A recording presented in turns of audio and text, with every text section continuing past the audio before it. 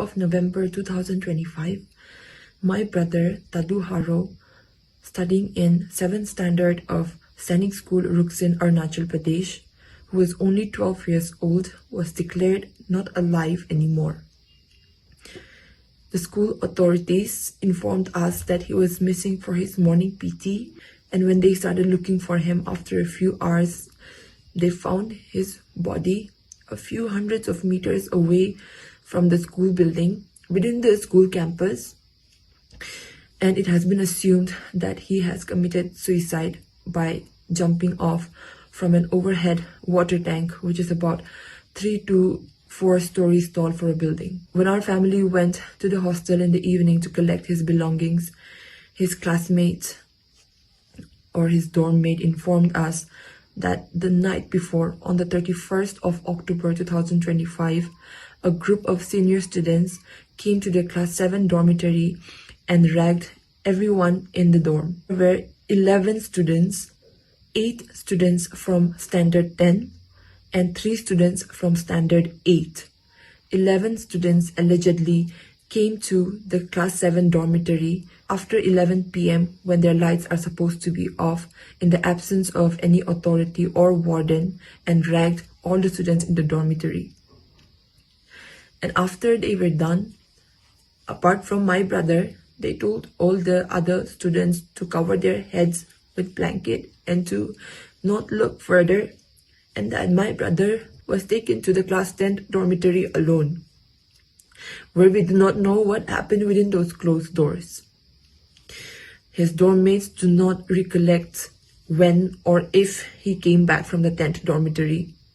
Some say that he was not allowed to sleep and was tortured and harassed mentally and physically for hours in the 10th dormitory.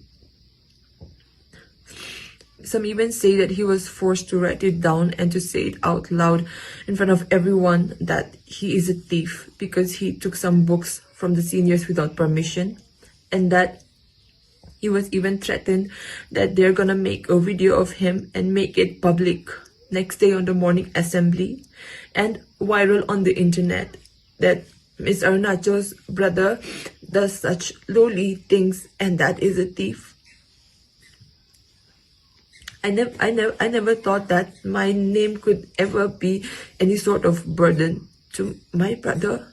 And on his last few hours, the investigation officer, through CCTV footage, showed us a small clip of my brother at around 5:40 a.m. in the morning, where he was going up and down restlessly in the dorm, clearly showing how mentally stressed and restless he was feeling.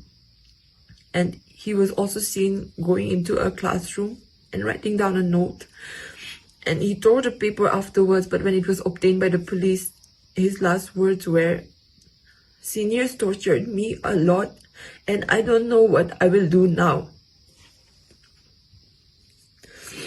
He was only 12 years old, the same age as I was when I first held him in my arms. And I don't think any 12 years old is supposed to go through that kind of torment or torture, which we still are unaware about to some extent, that he had to take such a step. When we cross-questioned the seniors, they had to say that we were also ragged by our seniors, so it is natural for us to do it to our juniors as well. Whereas the fact remains that when you enter Sainik school, you sign an undertaking that if you are ever involved in any sort of bullying or ragging or any such stuff, you are to be rusticated immediately. They knew very well that bullying is completely illegal and is a punishable offense, but they still chose to do it, and they've admitted to it. The seniors also claimed that he was called to the 10th dormitory to only return the books that he had taken and that he was sent back right away. But that conflicts with what his dorm mates say.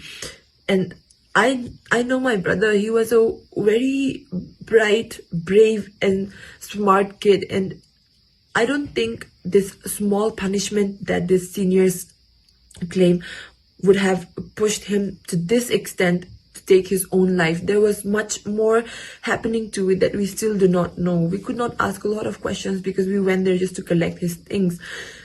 but it has been 4 days and there has been no update on the post-mortem and not much of progress in the investigation as well. There were CCTV footages in every single room, and I, as a family, we fear that what if there is any sort of outer indulgence and involvement which does not serve justice to my brother.